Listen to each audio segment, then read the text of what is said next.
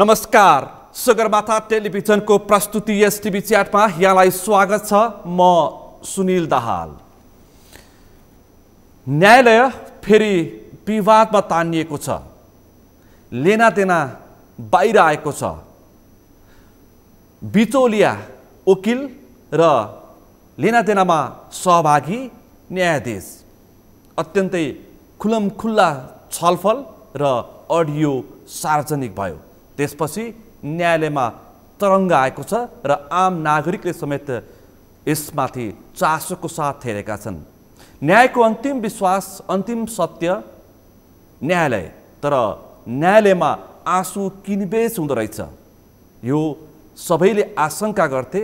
अब भने प्रविधिले स्पष्ट पार्न थालेको छ र त्यसलाई सत्यता दिन थालेको छ। हरिकृष्ण कार्कीको प्रतिवेदन कहाँ पुग्यो?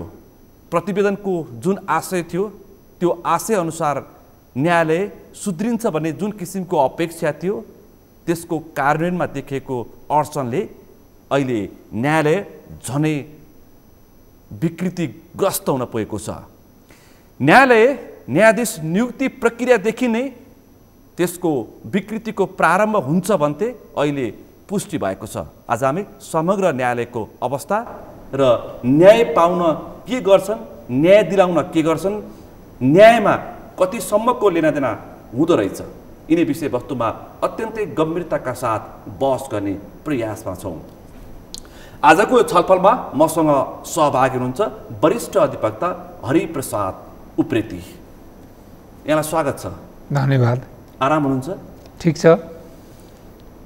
हुन त तपाईँले कालो कोट लगाएर बारको लोगो झुन्ड्याएको कालो कोट लगाएर तपाईँ आउनुभएको छैन, तर कति डरलाग्दो रहेछ त।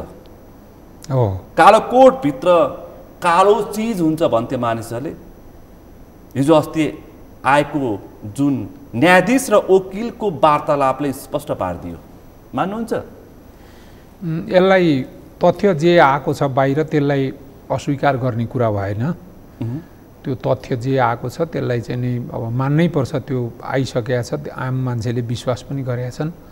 तर मेरो कति मात्रै निवेदन गराइ छ भने कुनै पनि घटनालाई सामान्यकरण गर्नु हुँदैन। कुनै पनि घटनालाई सामान्यकरण गर्नु हुँदैन। त्यसलाई विशेष रूपमै हेर्नुपर्छ। जस्तो कोट लगाउने जति सबै त्यही प्रकरणमा आएका मान्छे जस्तै हुन्छन्, कालो कोट र लोगो लगाउने मान्छे भनियो भने त्यहाँ इमान्दारीपूर्वक आफ्नो पेसा व्यवसाय सञ्चालन गरेर बसेका मान्छेमाथि अन्याय हुन जान्छ। त्यो भएको कारणले यसलाई सामान्यीकरण नगरौँ, किनभने पत्रकारमा पनि त्यस्ता मान्छे हुन्छन्। सबै पत्रकारलाई क्षेत्र व्यवसायमा त्यस्ता व्यक्ति हुन्छन् र तिनीहरू हावी भएपछि अनि अवस्था डरलाग्दो हुन्छ। मुख्य कुरा के हो भने तपाईँले भनेको कुरा, यो प्रकरण जुन आयो यसले एउटा यो बडा दुःखद घटना हो, लज्जास्पद कुरा हो। एउटा कानुन व्यवसायी भएको नाताले कालो कोट लगाउने, बारको लोगो लगाउने व्यक्तिबाट त्यस्तो कुरो भएको हुनाले मलाई त नाम लिन पनि, नाम लिएपछि पनि मुख अशुद्धि हुन्छ जस्तो लाग्ने त्यस्तो खालको घटना आयो। न्यायपालिका नै अब समग्र रूपमा कलङ्कित हुने, विवादास्पद हुने, त्यो माथिको विश्वासमा चाहिँ के छ भने धुमिल हुने, अब यस्ता खालका धेरै परिणामहरू यो घटनाले जन्माएको छ। यसले तरङ्गित बनाएको छ। तरङ्ग भित्रभित्र थियो, यो एउटा घटना बाहिर आयो। म तपाईँलाई यति निवेदन गर्न सक्छु, यो बाहिर आएको नभएर यो पनि भित्रभित्रै पचेको भए त आदेश पनि हुन्थ्यो होला, मान्छे छुट्थ्यो पनि होला। ती मान्छेहरू जसले जाहेर गरेका थिए तिनीहरू बिचल्ली पर्ने थियो होला। भोलि ऊ छुटेपछि बाहिर भाग्ने थियो कि के गर्ने थियो? यी सबै कुराहरू एउटा अनुत्तरित प्रश्नहरू आएका छन्। 2078 सालमा डिल भएको घटना हो, घटना रहेछ। अब अहिले आएर सालमा जो नेपाल बार एसोसिएसनको तत्कालीन कोषाध्यक्ष हो, कति लज्जास्पद छ। हो, कोषाध्यक्ष मात्रै होइन, उहाँ साह्रै अरू कोही कोषाध्यक्ष बारका त्यति साह्रो पावरफुल भएनन्। उहाँ चाहिँ शक्तिशाली, उहाँ त्यति शक्तिशाली हुनुहुन्थ्यो। दलको त्यो उहाँको पछाडि दल पनि थियो। अब चोलेन्द्रलाई पुट दिने, उहाँलाई त्यो ठाउँसम्म पुर्याउने एकदम पार्टीको चाहिँ के छ भने प्रधान न्यायाधीशलाई नि नियुक्ति हुने तागत भएको मान्छे पनि उहाँको पछाडि थिए। प्रधान न्यायाधीश नै नियुक्ति गर्न सक्ने तागत भएका व्यक्ति उहाँको पछाडि थिए। कति शक्तिशाली हुनुहुँदो रहेछ। हो थिए। त्यसकारण उहाँले चाहिँ त्यो शक्ति दुईटा, सत्ताको शक्ति र तपाईँको पैसाको शक्ति, सत्ता र पैसा, यो त्यही कसरी छुन सक्छ हो। अनि अब त्यही कारणले गर्दाखेरि झन्नै बारलाई प्यारालाइसिस नै बनाउने खालको प्रयास पनि भयो उहाँबाट, भयो। त्यो प्रत्यक्ष रूपमा हामीले देखेका हौँ। अब म स्वयं समेत संलग्न भएको न्यायपालिका शुद्धिकरण अभियानमा जो हामी थियौँ, त्यति बेला उहाँकै सक्रियतामा बार एसोसिएसनले एउटा कार्यक्रम राख्यो। त्यो कार्यक्रममा चाहिँ त्यो न्यायपालिका शुद्धिकरण अभियानमा लागेका हामी जस्ता मान्छेलाई सत्तो सराप गर्ने र हाम्रो चाहिँ के छ भने एउटा व्यक्तित्वमाथि प्रहार गर्ने काम। हरिप्रसाद उप्रेती पनि न्यायमा लेनादेना गर्छ भन्ने आरोप हामीले त्यस बेला सुन्यौँ। होइन, लेनादेना गर्छ भन्ने आरोप त होइन, आशय त्यस्तै प्रकारको होइन। उहाँको चाहिँ भनाइ के थियो भने यो शुद्धिकरण अभियान भनेको बारलाई प्यारालाइसिस पार्न, बारको असन्तुष्टि भनेको त्यस्तै किसिमको, अनि त्यस्तै किसिमको उहाँको चाहिँ कुराहरू थियो। अब हामीले त्यो कुरालाई मानेनौँ। अब त्यसको प्रतिवाद गऱ्यौँ। अब चोलेन्द्र शमशेरबाट भएका काम कारबाहीको प्रतिवाद गऱ्यौँ। लामै समयसम्म भयो।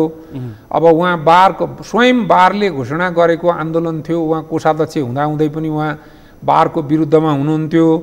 अनि यतिसम्म कि यो पछि आन्दोलन सकिएर चोलेन्द्र चाहिँ के छ भने निलम्बित भइसके पछाडि जति बेला बारको यो 15औं राष्ट्रिय सम्मेलन अस्ति सम्पन्न भयो एकाडेमीमा, त्यहाँको कार्यक्रममा पनि उहाँले त्यो पुरै यो चोलेन्द्रको विरुद्धमा जुन एउटा जनमत बनेको थियो, त्यो न्यायपालिका शुद्धिकरण अभियानदेखि र नेपाल बार एसोसिएसनको नेतृत्वले चलाएको त्यो आन्दोलनबाट जो मान्छे त्यसमा चाहिँ संलग्न भएर आएका मान्छेहरू थिए, त्यो सेन्टिमेन्ट बोकेका, उनीहरूका विरुद्धमा बोल्नु पनि भयो। अनि उहाँलाई बोल्नलाई चाहिँ दिनुपर्छ भनेर त्यो अलिक गुन्डागर्दीको जस्तो शैलीमा रमेश बडालले गएर माइक पनि समात्नु भएको। अहिले पनि त्यहाँ नाम आउँछ, बोल्न दिनुपर्छ। उहाँ पनि फेरि एमाले निकट, एमालेको केन्द्रीय सदस्य, कहाँ केन्द्रीय सदस्य मात्रै, महाधिवक्ता पनि भइसकेको व्यक्ति। अनि हो, उहाँले चाहिँ उहाँको नाम पनि जोडिएको छ। फेरि यहाँ नाममा यहाँ पनि जोडिने गयो, त्यो सम्मेलनमा पनि जोडिएको थियो उहाँको नाम, रमेश बडालको नाम। रुद्र पोखरेलले बोल्न खोज्दा उहाँ तपाईँ चुप लाग्नुहोस्, तपाईँलाई बोल्न दिँदैन हलले भनेर हलबाट विरोध भयो। हलले विरोध गर्दा बोल्न दिनुपर्छ भनेर माइकमा चाहिँ नि कब्जा गर्नलाई पुग्नु भएको थियो रमेश बडाल पनि, होइन? त्यसरी जानुभयो। त्यो मलाई बडा दुःखको कुरा लाग्छ। उहाँ अब महाधिवक्ता भइसकेका मान्छे, त्यति पार्टीको केन्द्रीय कमिटीको नेता भइसकेको मान्छे र बारको एउटा न्याय प्रशासनको कुराहरूलाई सबै चाहिँ नै बुझिराखेको, न्याय सम्पादनका कुरालाई थाहा पाइरहेको मान्छेले किन त्यसरी प्रोटेक्सन गर्नलाई, उहाँलाई प्रोटेक्सन गर्न जानुभयो? अब त्यसको अन्तर्कुन्तर त हामीलाई थाहा हुने कुरा भएन। संजोगले यो घटनामा पनि उहाँको नाम जोडिन आएछ। काठमाडौँ जिल्ला अदालतका न्यायाधीश राजकुमार कोइराला र अधिवक्ता रुद्र पोखरेल बीचको घुस लेनादेनामा उहाँको नाम पनि दुर्भाग्य जोडिन आयो। तर उहाँले सार्वजनिक कार्यक्रममा सार्वजनिक रूपमा के भन्नुभएको छ भने छानबिन गर्नुपर्छ, सत्य असत्य छुट्याउनुपर्छ भन्नुभएको छ। अब यो कुरा चाहिँ के छ भने जतिसुकै तपाईँको सत्य घटना भए पनि, खत्तुकी भए पनि, अपराधी भए पनि, अब यो यस्तो अपराधमा संलग्न हुने मान्छेले जुन तहको तयारी गरेर यो अपराधको डिजाइन गरेको थियो नि, त्यही तहको डिजाइनबाट उसले अब छुटकारा पाउने पनि कोसिस गर्छ। छुटकारा पाउने कोसिस अन्तर्गत नै यो घटना घटिसकेर अहिले बाहिर आइसकेपछि उहाँहरूले सामाजिक सञ्जालमा लेखेका आफ्ना स्ट्याटसहरू अब रुद्र पोखरेलसम्मले लेख्नु भएको छ कि हो म माथि अन्याय गरिँदैछ। हो अब फेरि काठमाडौँ जिल्ला अदालतका न्यायाधीश, फेरि पनि म नाम भन्छु, राजकुमार कोइराला पनि। हजुर, मैले उहाँले टेलिफोन गर्नुभयो, उहाँको कुरा मात्रै सुनिदिएको, तर अडियो सुन्यो, पत्याउने ठाउँ कहीँ पनि रहँदैन हो। अनि तपाईले सुन्नु भएन अडियो? त्यसमा सुनेको छु। कोइराला र पोखरेलको अडियो सुन्नुभयो? सुने पनि छु। र त्यहाँबाट हेर्दाखेरि तपाईँको अलिकति छुट्याउनु नै पर्दाखेरि चाहिँ पहिलो ग्रेडमा चाहिँ रुद्र पोखरेलजी, त्योभन्दा दोस्रो ग्रेडमा मात्रै न्यायाधीश पर्ने जस्तो लाग्छ मलाई पनि हेर्दाखेरि। किनभने उहाँ अलि डराएको, अलिकति पन्सिन खोजेको, अलि आँट गर्न नसकेको, अब त्यो परित्याग बल गरेको, पोखरेलले बल गरिकन, पोखरेलले उत्साहित बनाएको, उक्साएको, आर्थिक लेनादेनामा लोभ्याउने प्रयास गरेको, अनि उहाँ अन्तिममा गएर लोभिएको हो। अन्तिममा चाहिँ उहाँ लोभिनु भयो, त्यो कुरा देखिन्छ। त्यसैले त्यसमा पनि ग्रेडिङ गर्दाखेरि जति त्यसमा त्यो अपराधको इन्भल्भमेन्टमा चाहिँ के छ भने जुन डिग्रीमा सहभागिता त्यो संवादबाट रुद्र पोखरेलजीको देखिन्छ, त्यो डिग्री भन्दा कम देखिन्छ न्यायाधीशको भन्ने मात्रै कुरा हो। मैले देखिँदैन भन्ने हो। वकिल हो तर न्यायाधीश, अनि अन्तिम सत्य, अन्तिम विश्वास हो नि। उहाँ त त्यो वार्तालापमा ठट्टाको हिसाबमा प्रस्तुत हुनुभएको छ, हाँसी हाँसी आर्थिक लेनादेना उहाँले स्वीकार्नु भएको छ। त्यो त पोखरेलको भन्दा पनि बढी अपराध हुन्छ। उहाँ अन्तिम सत्य हो, फेरि पदीय हिसाबले अन्तिम सत्य हो। करेक्ट। किन उहाँले न्यायाधीश भन्ने बित्तिकै त्यहाँ ईश्वरको रूपमा बस्ने हो नि त न्याय दिनका लागि। अनि त्यो तहको हो नि त जिम्मेवारी, त्यो तहको हो नि पवित्रता, अनि त्यो तहको हो नि निष्ठा खोजेको मान्छेले, राज्यले खोजेको, पदले खोजेको, जवाबदायिताले खोजेको त चिज त्यो हो नि। तर त्यो चिजको सट्टामा त्यस्तो चिज अब आउँदाखेरि चाहिँ के छ भने, यो मैले तपाईँलाई भन्नुपर्ने कुरा चाहिँ के छ भने, एउटा मान्छे कुनै पहिलो दिन कुराकानी गरेर त्यस्तो कुराकानी गर्न सक्ने हुन्छ? सम्भव छैन।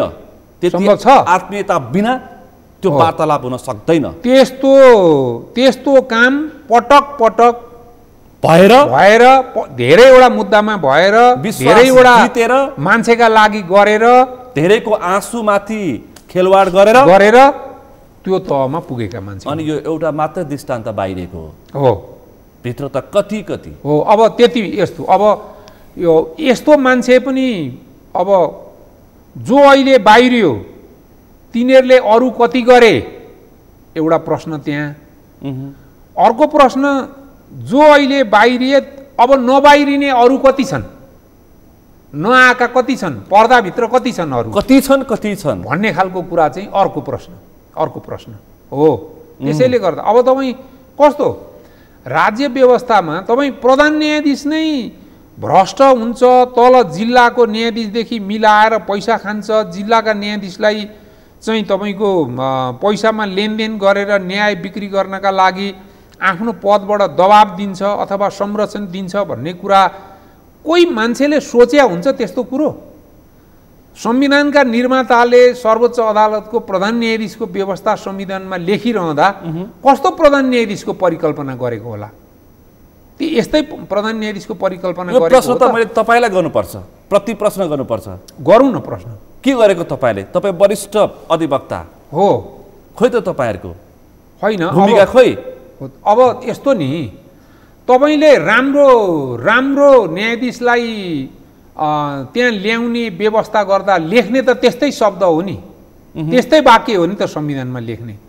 संविधानले त तपाईँलाई व्यवस्था न दिन्छ, आशय तपाईँको इन्टेन्सन र सद्बुद्धि विवेकको कुरा त संविधानको धाराबाट आउँदैन नि।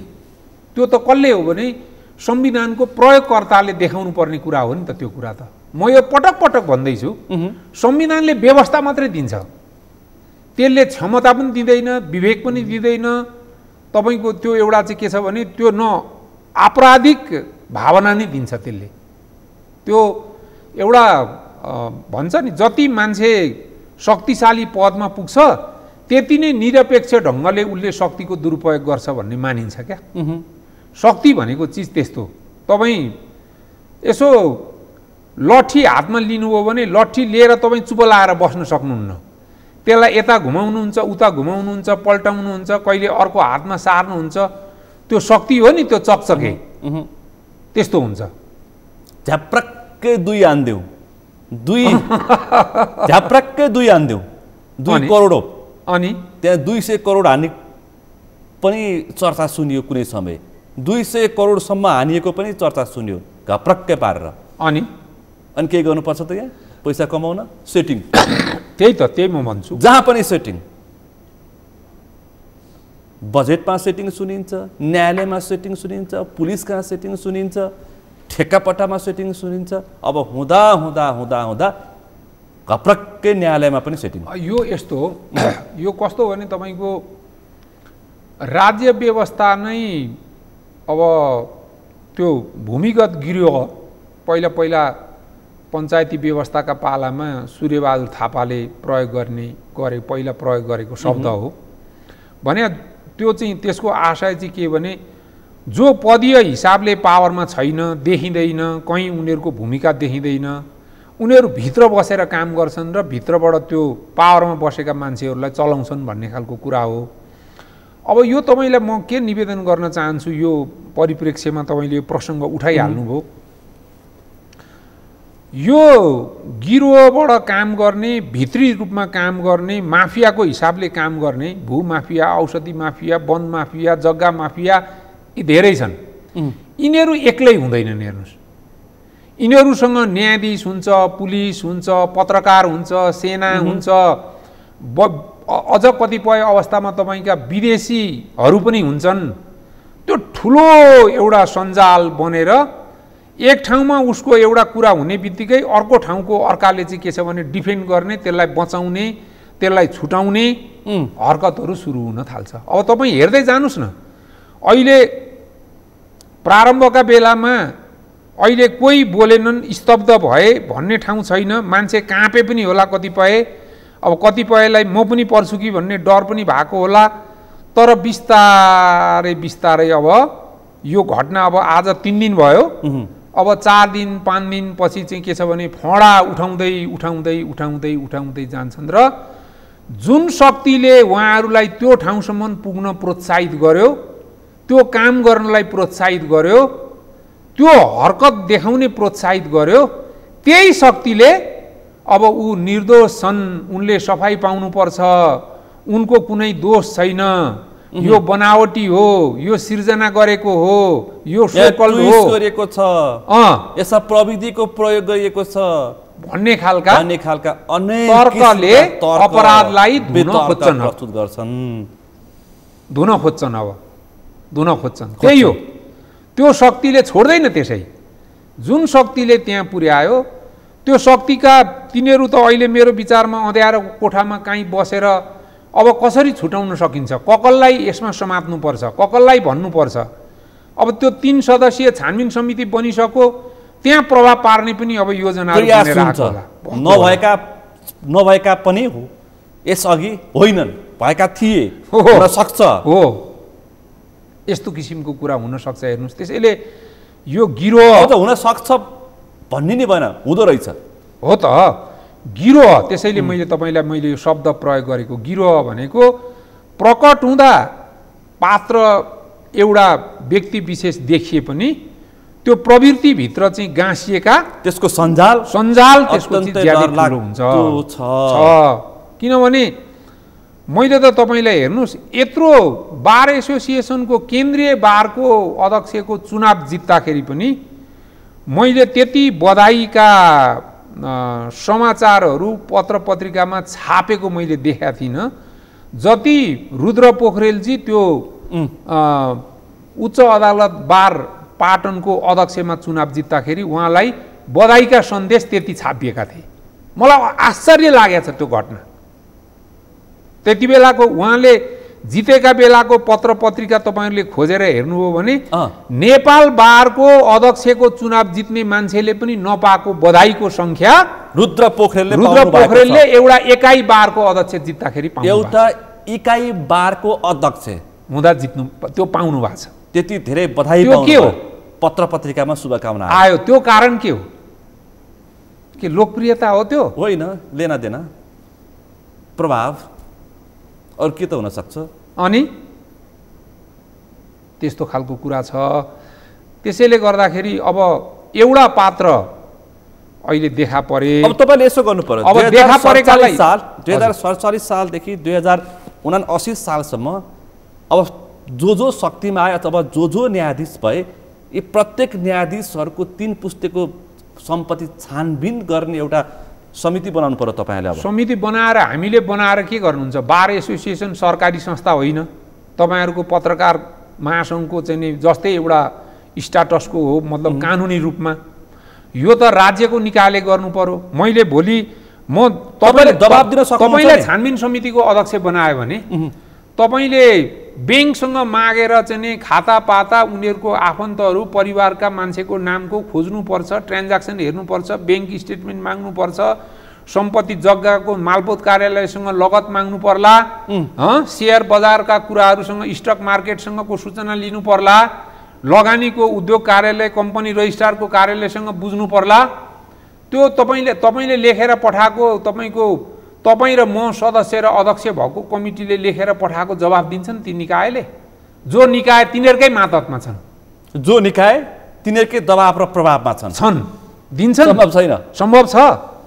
हो, तपाईँ हामीले दबाब दिन के सक्छौँ भने राज्यकै तर्फबाट गठन हुनुपर्छ, तर नागरिक समाजले पत्याएको मान्छे, नागरिक समाजबाट रोजिएको मान्छे चाहिँ राख्नुपर्छ। त्यसको तिमीहरूले रोजेको तिमीहरूकै वरिपरिको चाहिँ नि त्यो बनाउ खालको प्रतिवेदन दिने मान्छे राखेर हुँदैन भन्ने खालको आवाज चाहिँ हामी उठाउन सक्छौँ। राज्य भनेको उठाउनु पर्छ पनि। राज्य भनेको दलभित्रमा कति दल छ, न्यायाधीश नियुक्तिमा दल, नेपाल बार एसोसिएसनमा दल, अनि कसले गर्ने अपेक्षा हो त? नेपाल बार एसोसिएसनको निर्वाचनमा दलको दल, न्यायाधीश नियुक्तिमा दलको दल। हजुर, प्रधान न्यायाधीशको आँगनमा बसेर न्यायाधीशको लिस्ट तयार हुन्छ अनि त्यसमा हुन्छ। हो त। अनि त्यो तपाईँहरू जस्तो शुद्ध यो गरेको कसले? मेरो पनि होला, म पनि हिजो एउटा पार्टीमा आबद्ध भएको बेलामा मैले त्यसको हिसाबबाट गरेँ होला, म हिसाब लिन तयार छु। तर यो गरेको कसले? दलले हो त। दलका नेता। अनि दलमा पनि सबै मान्छे त्यस्ता छैनन्। हेर्नुहोस्, दलभित्र सीमित व्यक्तिको प्रभाव र दबावमा छ। दल पनि सीमित र त्यस्तै त्यो विकृत व्यक्तिहरूको नेतृत्वमा छ दल। र पैसा, पद, शक्ति, अब उनीहरूलाई के छ? पुलिसमा आफ्नै मान्छे मिलाएको छ, आयोगहरूमा आफ्नै मान्छे राखेका छन्, न्यायाधीशमा आफ्नै मान्छे राखेका छन्। अब यति चिज भइसकेपछि त्यसलाई कसले छुने?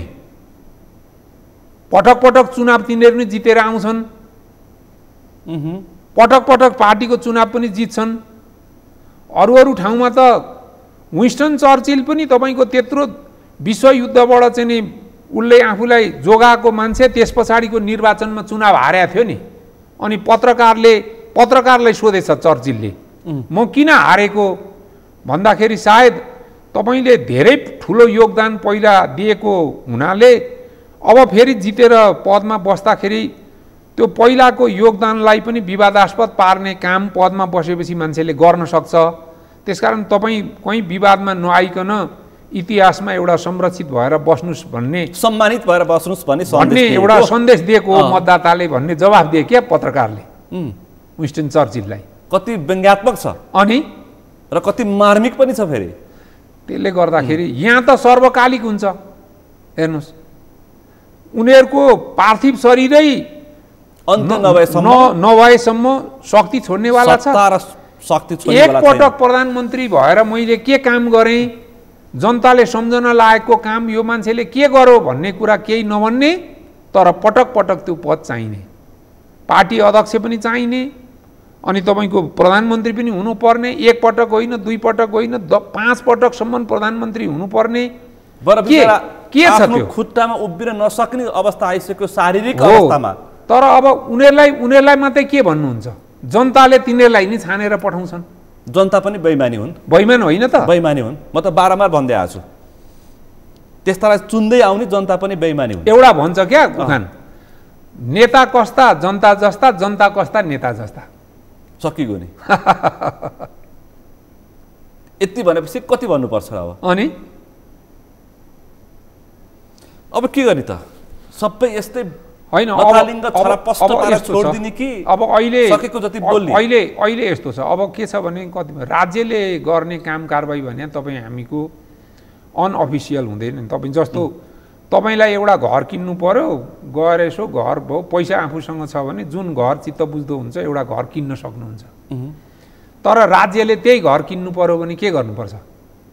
टेन्डर निकाल्नु पर्यो, माग्नु पर्यो, सूचना निकाल्नु पर्यो, टेन्डर खोल्नु पर्यो, समिति गठन गर्नु पर्यो, चयन गर्नु पर्यो, अनि कार्यादेश दिनु पर्यो, सम्झौता गर्नु पर्यो। कति लामो एउटा प्रक्रिया हुन्छ नि। त्यो चाहिँ के छ भने एउटा ड्यू प्रोसेस पनि होस्, राज्यको काम कारबाही भनेको पारदर्शी पनि होस् भन्ने कुरा हुन्छ। अब यसमा तपाईँलाई के भने अब न्याय परिषदले छानबिन समिति 3 जनाको बनाएको छ। अब छानबिन समितिले अहिले रिपोर्टै नल्याइकन हतार गरेर आजको भोलि नै ल्याएर कारबाही गर्नुपर्छ भन्ने खालको होइन। पहिला त छानबिन आओस्, छानबिन कसरी आउँदो रहेछ। यता कानुन व्यवसायी परिषदले पनि स्पष्टीकरण सोधेको छ रुद्र पोखरेलजीलाई भन्ने मैले सञ्चार माध्यमबाटै जानकारी पाएको छु। अब त्यो कारबाही पनि अगाडि बढ्छ होला। त्यसपछि यस्ता खालका कुरा अरूबाट भएको छ कि छैन? यस्ता समिति र छानबिन समिति थुप्रै बने हो। अब तपाईँलाई एउटा पुरानो दृष्टान्त पेश गर्छु म। 2039 सालमा ईश्वरी राज मिश्रको अध्यक्षतामा स्थायी न्याय सुधार आयोग त्यस बेला पनि बनेको रहेछ क्या। करेक्ट हो। 39 सालमा हो हो। मभन्दा 2 वर्ष मात्रै कान्छो रहेछ। हजुर हो। त्यसमा पनि योग्य न्यायाधीशको छनौट गर्नुपर्छ भनेर सुझाव दिएको रहेछ। आज हरिकृष्ण कार्कीको एउटा छ नि प्रतिवेदनले पनि त्यही भन्छ। अनि अब के अपेक्षा गर्ने? अझ त्यो दुईटाका बीचमा अरू धेरै प्रतिवेदनहरू मैले बीचमा छोड्दिनु सबै। ती चाहिँ तपाईँले किन छोड्नुभयो भने अलिकति कार्यान्वयनमा अलि बढी आका चर्चामा आका चाहिँ त्यही ईश्वरीराज मिश्रको र अहिले हरिकृष्ण कार्कीको। त्यो पनि कारण के छ भने हरिकृष्ण कार्कीको भनेको त्यो कमिटीको लिडिङ हरिकृष्ण कार्कीले गर्नुभएको, तर त्यहाँ बारका प्रतिनिधिहरू पनि थिए, अरू कार्यालयका प्रतिनिधिहरू पनि थिए। त्यो धेरैले ओन गरेको भएको हुनाले त्यो सहज रूपमा लगेर अरू जस्तो धुलोले पुर्ने ठाउँमा लगेर थन्क्याउनका लागि त्यति सम्भव नभएर त्यो चाहिँ अलिकति बाहिर आएको हो। केही त्यति मात्रै हो फेरि, त्यति बाहिर मात्रै आएको। त्यसमा अब कार्यान्वयनमा हुने पक्षमा जान्छ। गोला प्रथामा पनि गयो नि एउटा त अहिले अब देखियो नि त गोला प्रथामा पनि त तिमीले सेटिङ हुँदो रहेछ होइन। अब देखियो नि त गोला प्रथा यो त तपाईँ जसको नाममा जुन मुद्दा पर्यो त्यही सेटिङ होइन। यो त के हुन्छ भने तपाईँको राज्य व्यवस्था भन्दा अपराधी एक कदम अगाडि हुन्छ अरे। त्यति शक्तिशाली र चतुर हुन्छ। किनभने सबै लुफोल्सहरू पहिला हेरेर कहाँबाट उम्किन सकिन्छ, कसरी बच्न सकिन्छ भन्ने कुराको पनि तयारी गरेर मात्रै अनि त्यो ठाउँमा पस्छ अरे क्या। त्यसो भन्छन् मान्छे। त्यही त चोरभन्दा के अरे पुलिसभन्दा चोर एक स्टेप अगाडि भने त्यस कारण रहेछ। त्यही हो कुरा। त्यसले गर्दाखेरि भनेपछि न्यायाधीशभन्दा बिचौलिया वकिल एक स्टेप अगाडि होला, मान्नु पर्ला। देखियो नि त्यही हो हो। यो सम्पत्ति छानबिनको विषयले उठिरहेछ।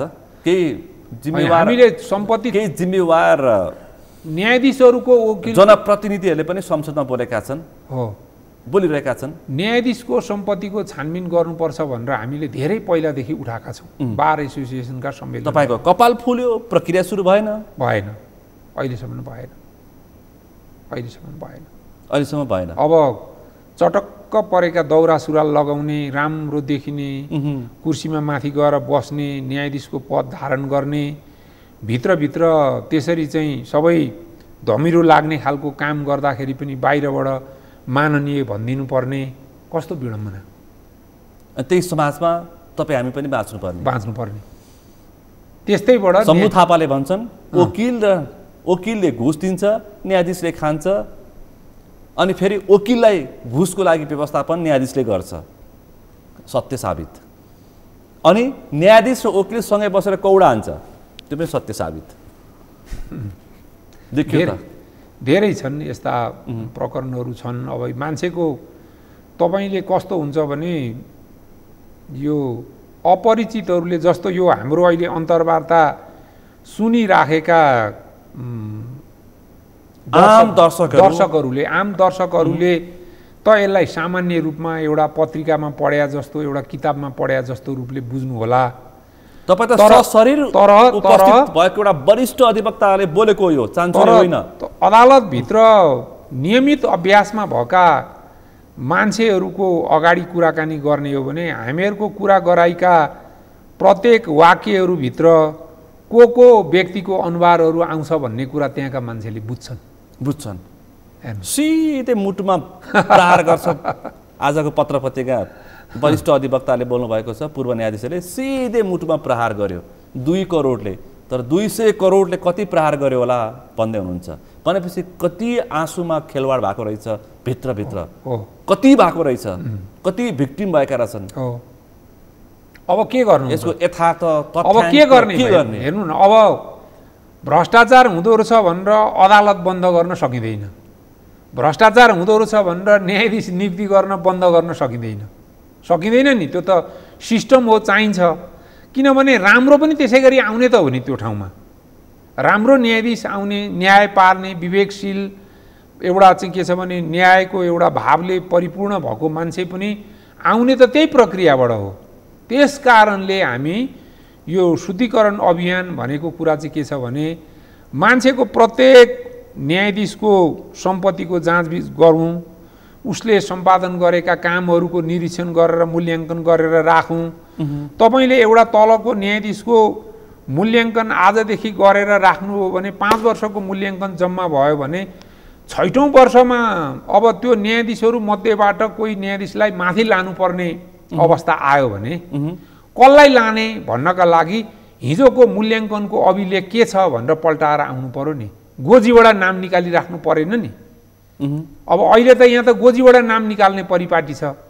कुनै अमुक पार्टीको सांसद न्यायाधीश हुन्छ यो देशमा, सांसद भइसकेको कुनै पार्टीको न्यायाधीश हुन्छ, अनि सामाजिक सञ्जालमा कुनै अमुक नेताको सपरिवार पिकनिकमा देखिन्छ, अनि न्यायालयमा तलमाथि हुँदैन। अनि सामाजिक सञ्जालमा फोटो हाल्छन्। त्यही कुरा म भन्दैछु। अनि ल भन्नुहोस् त। अब अनि त्यस पछाडि अब फलाना न्यायाधीशको आज बर्थडे छ भनेर वकिलले हालिदिन्छ स्ट्याटस। वकिलले कसरी थाहा हुन्छ त्यो मान्छेलाई? हेर्नु, तपाईँको बर्थडे कहिले हो थाहा छ मलाई? कि सामाजिक सञ्जाल बिहानदेखि प्रयोग गरेर बस्नु पर्यो, देखाउँछ, अनि राम्रो उसँग सम्बन्ध हुनु पर्यो। उसले त 1 दिन अगाडि नै हाल्छ कुनै वकिलले हो। कुनै न्यायाधीशको परिवारको सदस्यको बर्थडे एउटा वकिलले 1 दिन अगाडि हाल्छ। जति त्यसमा जय जय गान गर्नुपर्ने छ अनि गान गराउन सुरु गर्छन् त्यहाँ। अब त्यसपछि त्यस्तो खालको छ यो। त फेरि यस्तो हुन्छ, न्यायाधीश हिजो त्यही बारमा तपाईँसँगै बसेका व्यक्ति नै न्यायाधीश हुने हुन्, सम्बन्ध त स्वाभाविक हुन्छ। होइन, त्यो त बारमा बसेका अथवा बारमा भन्दा पनि हिजो कलेजकै सँगैका बेन्चमा बसेर पढेका मान्छे साथीहरू नि छन् नि न्यायाधीश त भन्छन् नि वकिलहरूले। त्यो न्यायाधीश मसँग सँगै पढेको, त्यो न्यायाधीश मेरो घरको छेउमा बसेको, त्यो न्यायाधीश ल क्याम्पसमा सँगै नै एउटै बेन्चमा बसेर चना चरपटे खाएको भन्छन्। अनि मेरो प्रभाव छ कामले भन्छन्। त्यही होइन होला नि, त्यही होला भन्छन् वकिलहरूले भन्दै हिँड्छन्। गर्ने मान्छेको त त्यस्तै होला। अब कुराहरू हेर्दा तपाईँको पारिवारिक निकटता, सम्बन्धको निकटता, पैसाको लेनदेनको कुरा, पार्टीको कुरा, कुनै न कुनै कुराको एउटा प्रभाव नपारिकन त न्याय कसरी प्रभावित हुन्छ र? लेनादेना गर्ने वकिल र न्यायाधीशको कोड भाषा हुन्छ अरे, सुन्नु भएको छ? कोड भाषामा बोल्छन् रे। सुनेको छैन त्यो त मैले। सुन्नुहोस्, पत्र पत्रिका सबैले के भनेर छ त्यो कोड भाषामा बोल्छन् रे लेनादेना। काहीँ रेकर्ड भइदियो भने त फेरि बर्बाद। अनि कोड भाषामा बोलेर लेनादेना गर्ने। तर कोड भाषा पनि अब बाहिर बुझिसक्यो भनेपछि त के जोगियो र? त्यो पनि पुरानो भयो। त्यो आइडिया पनि फेल खायो। नि। एकजना तपाईँको कुर्सीमा बसेको एकजना वरिष्ठ वकिलले भन्नुभयो कि मेरो मुद्दामा मैले जसको मुद्दा हेरेको छु उसको घरमा एउटा न्यायाधीशको 1 दिन अगाडि दाइ पुग्यो, 1 दिन पछाडि भाइ पुग्यो अरे। हजुर। भनेपछि घरमा पीडितको घरमा न्यायाधीशका मान्छे पुग्छन्। होइन, यो पीडितको घरमा न्यायाधीशको मान्छे पुग्छन्। किन भन्दाखेरि लेनादेनाको लागि। तेरो मुद्दा म मिलाउँछु कति प्रतिशत। होइन, भन्छन् त्यस्तो। अब उठाउँदै हिँड्ने, जिल्लाबाट सरुवा भएर हिँड्यो भने हिँड्ने बेलामा उठाउँदै हिँड्छ भन्छन् होइन। अब त्यस्तो कुरा छ। जाँदाखेरि नि हुन्छ, पोस्टिङ हुँदा नै हुन्छ। अब मान्छेलाई लाँदैखेरि ती खालका कुराहरू गरिन्छन् भन्ने कुराहरू पनि छन्। अब यही त हो विकृति भएको कुरा नै। अब यसलाई के गर्ने त भन्दाखेरि नियुक्ति गर्न, मुद्दा तोक्न, फैसला गर्न रोक लगाउन सकिँदैन, त्यो गराउनै पर्छ। त्यो त सम्भव नै छैन, सम्भवै छैन, त्यो प्रक्रिया हो, जानै पर्छ। तर अब सकेसम्म हामीले नियन्त्रण गर्ने, चोख्याउने, त्यसो हुन नदिनका लागि चाहिँ के हामीले प्रयास गर्दाखेरि त्यो कुरा सम्भव हुन्छ ती कुरा गर्नुपर्छ भन्ने हाम्रो कुरा। अहिले त पछिल्लो दृष्टान्त न्यायाधीश राजकुमार कोइराला, न्याय परिषद स्रोतका अनुसार काठमाडौँ जिल्ला अदालतका न्यायाधीशहरू अम्बिका प्रसाद निरौला, सूर्य अधिकारी, अछामका नवीन जोशी र रामेछापका बद्री ओलीलाई सर्वोच्च अदालतमा काजमा हाजिर गराएर उनीहरूको फैसलामाथि छानबिन भइरहेको छ भित्रभित्र, होइन? हजुर, सुनेको छु मैले पनि। अब यसको तपाईँ जस्तो अब धेरै न्यायमा बुझेको, तपाईँले धेरै बुझिया त होइन, अलिअलि बुझिया, हामीले जानेको, फेरि हामीले फेरि हरिप्रसाद उप्रेतीलाई हामीले बुझेको, हामीले चाहिँ बुझेको, फेरि हाम्रो बुझाइमा चाहिँ धेरै जानेको, न्यायका हरेक अङ्ग अङ्गमा तपाईँको प्रत्यक्ष संलग्नता छ। त्यसकारण अब एउटा त यो हामीले समस्याको बारेमा धेरै ठुल्ठुला शब्द प्रयोग गरेर छलफल गऱ्यौँ। अब कम्तीमा त अन्त्य नगरे पनि कमसेकम कमी गर्ने प्रयास के गर्नु पर्ला? अब अलिकति यो चाहिँ आशावादी छलफल पनि गरौँ न, के गर्ने? निश्चित रूपमा यो त तपाईँको छलफल त तपाईँ हामीले निराशामा पुगेर त केही सम्भवै हुँदैन, सुधारको अपेक्षा गर्नै पर्ने हुन्छ। तर एउटा कुरा के हो भने तपाईँ एउटा एकदम सामान्य उदाहरणबाट बुझ्नुहोस् न। एउटा घरलाई भत्काउनु पर्यो भने एउटा बम पड्काइदियो भने 1 मिनेटमा भत्किन्छ, होइन? तहस नहस हुन्छ 1 मिनेटमा। त्यसले त्यो तहस नहस भएर भत्केको घर फेरि त्यही अवस्थामा बनाउनु पर्यो भने कति समय लाग्ला? हो, यो कुरा यस्तै हो। म तपाईँलाई भन्छु, आजका दिनमा साँच्चै निष्ठापूर्वक यो राष्ट्रलाई, देशलाई, जनतालाई, न्यायको मर्मलाई सम्झेर म त्यसप्रति पुरै म प्रतिबद्ध छु भन्ने व्यक्ति, त्यसमा त्यो भन्ने र त्यसमा मान्छेले विश्वास गर्न सक्ने आधार भएको व्यक्तिले नै न्यायपालिकाको नेतृत्व अहिले सम्हालो भने पनि यो चमत्कारिक रूपमा हिजोको आज देखिने गरी परिवर्तन गर्नका लागि गाह्रो छ। हो, अब के छ भने परिवर्तनका लागि 1000 इँटा थप्दै जानुपर्ने ठाउँमा क्रमशः गरेर एक-एकवटा इँटा थपिँदै जाने कुराहरू हुन सक्ला गर्ने सुधारको प्रक्रिया भनेको त्यसरी नै गरिने कुरा हो। यसले समय लाग्छ। यसमा त्यो फेरि नेतृत्व गर्ने व्यक्तिको एकजनाको मात्रै पहलले पनि पुग्दैन, त्यसले होस्टेमा हैसियत पनि पाउनुपर्छ। स्वतन्त्र नागरिक समाज, पत्रकार, हामी जस्तो चाहिँ के छ भने एउटा कानुन व्यवसायीहरूले पनि एउटा साथ दिनुपर्ने अवस्था आउँछ।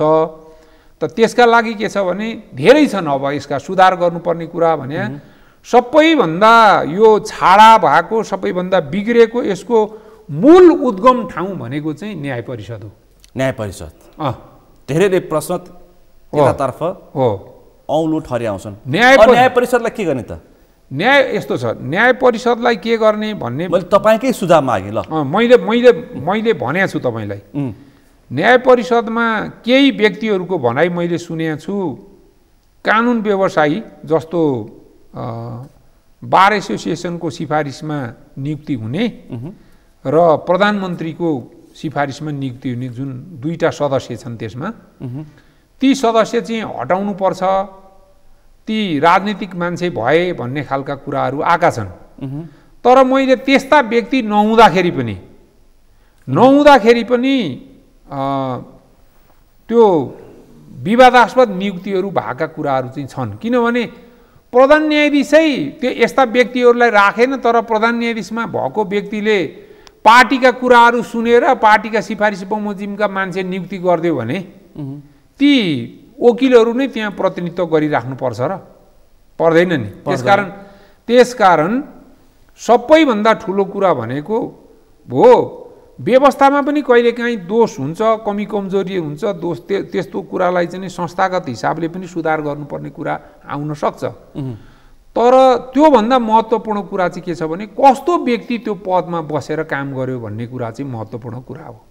हेर्नुहोस्, होइन?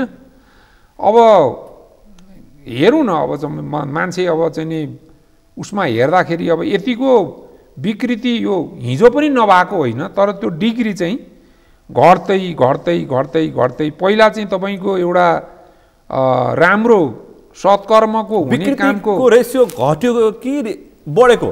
विकृति होइन, बढेको। असल चिज चाहिँ घट्दै घट्दै तल गयो, विकृति चाहिँ बढ्दै माथि पुग्यो। मतलब अब आस्था र विश्वास भन्ने कुरा चाहिँ यति सानो भइसक्यो, क्षीण भइसक्यो कि अब त्यो भनेपछि न्याय परिषदलाई पनि पुनर्संरचना गर्न आवश्यक छ। पुनर्संरचना गरेर मात्रै त संस्थागत हिसाबले हुँदैन।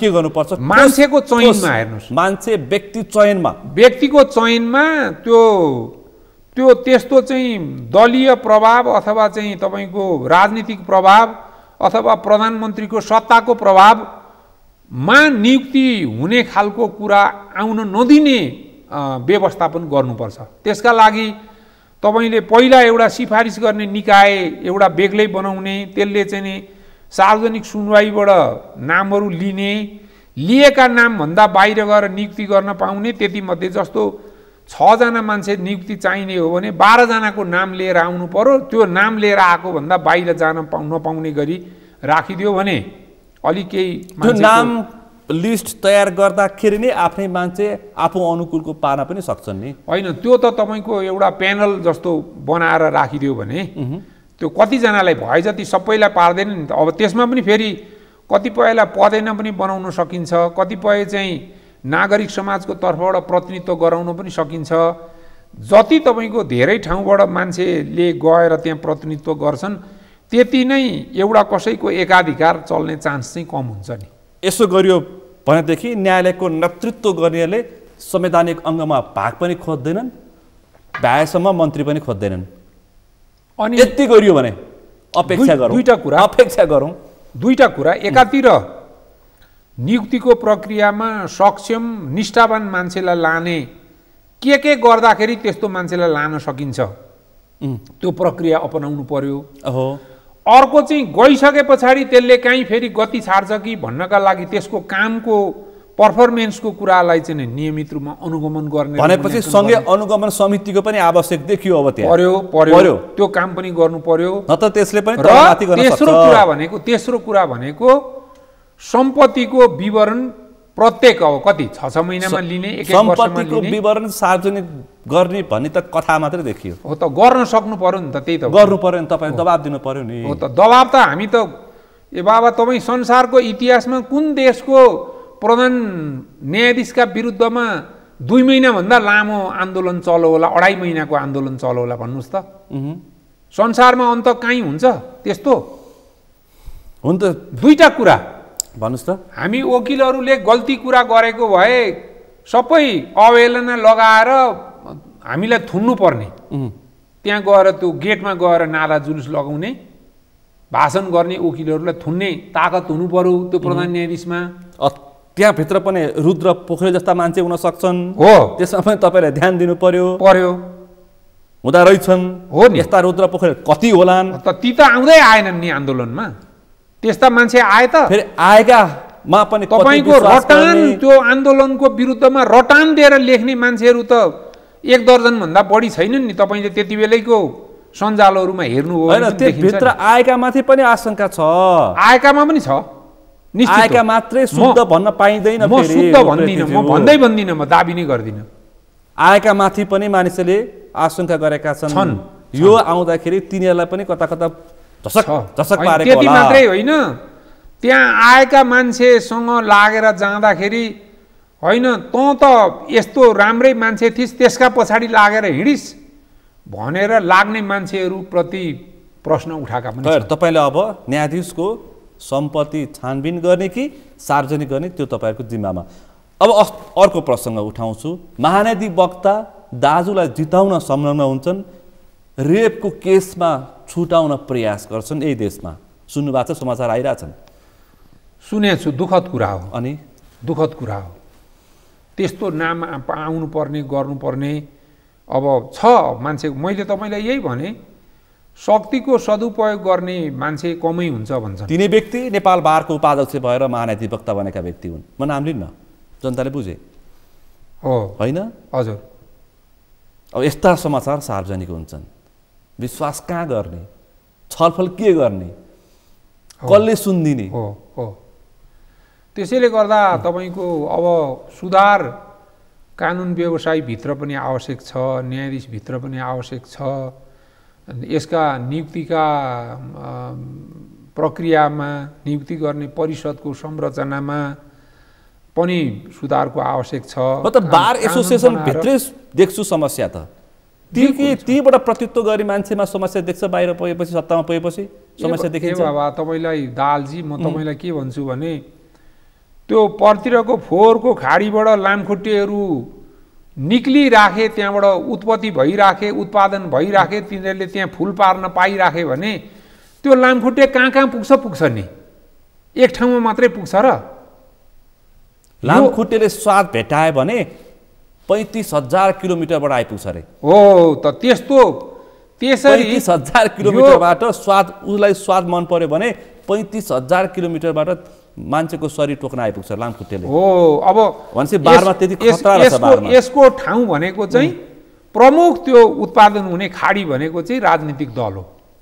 अशुद्धिकरण त्यही गर्नु पर्यो। किनभने शिक्षक पनि त्यही दलका सदस्य छन्, वकिल पनि त्यही दलका सदस्य छन्, प्राध्यापक पनि त्यसैका छन्, पत्रकार पनि त्यसैका छन्। हो, त्यहाँबाट सुरु गर्नु पर्यो नि त शुद्धिकरणको कुरा त। मान्छेले भ्रष्टाचार गर्नु हुँदैन, 100 जनाको ताली लाग्छ।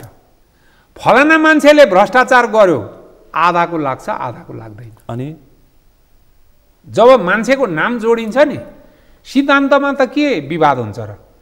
सबै तपाईँको त्यो खाएर, घुसै मात्रै खाएर 10 सन्तान 7 पुस्तालाई कमाउन पुर्याउने मान्छेले पनि स्वतन्त्र न्यायपालिकाको पवित्रतामा भनेर त भाषण त गरिहाल्छ नि। गर्छ। हेर्नुहोस् त, कति बेविचारी साधुले सद्विचारको प्रवचन दिया जस्तो होइन त्यो? देख्नु भएको छ नि? सुनेका छौँ। प्रवचन दिने हालत कस्तो छ? निलम्बनमै अहिले परिराखेका प्रधान न्यायाधीशले यस्ता अब त्यस्ता सार्वजनिक समारोहका कुराहरू आउँदाखेरि कस्ता भाषण गर्थे? के गर्ने महाभियोग? महाभियोग के गर्छ? एउटा अयोग्यले अर्को अयोग्यका विरुद्धमा के गर्न सक्छ होला र? एउटा अयोग्यले अर्को अयोग्यलाई के गर्न सक्छ? अनि अब मैले एउटा चाहिँ योग्य भइदिएको योग्यले अयोग्यका विरुद्धमा केही गर्ला कि भन्नु? थप प्रश्नै गर्नु परेन। अनि एक लाइनमै तपाईँलाई सिद्धाइदिनु भयो भनेपछि मुलुककै पुनर्संरचना गर्नुपर्ने बेला आयो।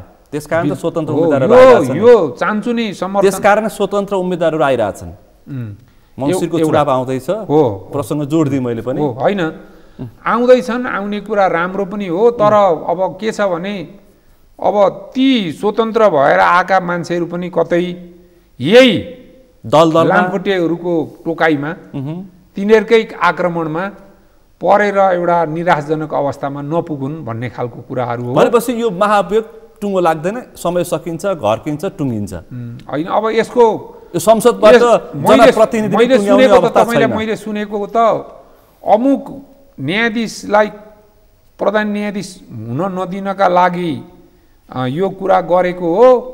अनि अब एउटा अमुक समय पुगेपछि अमुक मान्छेलाई प्रधान न्यायाधीश बनाउनका लागि फेरि यसमा चाहिँ नि अर्को एउटा निकासको बाटो आउँछ भन्ने कुराहरू पनि मैले सुन्दैछु। के हो यो चलखेल? अब मैले सुनेको कुरा यो खास तपाईँलाई यति भन्छु, अलिकति बुझ्ने भाषामा अलिकति कुटनीतिक जवाफ दिनुभयो। तपाईँ स्पष्ट बोल्ने अधिवक्ता, सिनियर अधिवक्ता, प्रश्न भनिदिनु। स्पष्ट भएकाले त यति मैले तपाईँलाई राखेँ त। अरू बाँकी कुरा त तपाईँहरूले खोजमेल गर्नु पर्यो नि।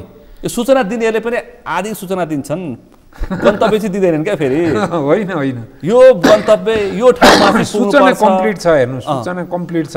यहाँ कतिसम्म छ भने को पछि को प्रधान न्यायाधीश बन्ने, त्यो प्रधान न्यायाधीशलाई चाहिँ महाभियोग प्रस्ताव गऱ्यो भने त्यस पछाडि को आउँछ, महाभियोग प्रस्ताव पास हुन्छ कि हुँदैन। अनि अब तपाईँको 80 सालसम्मको डिजाइन गरेको छ सर्वोच्च अदालतमा। भन्ने छ भनेपछि सुनिन्छ। यस्ता चिजहरू यो तपाईँ हामीले यहाँ बसेर छलफल गरे जस्तो यसो सरफेसमा देखिएको कुरा महाभियोग दर्ता भएको छ टुङ्गो लाग्छ कि लाग्दैन भन्ने कुरा यति सामान्य रूपमा कहाँ हुन्छ र?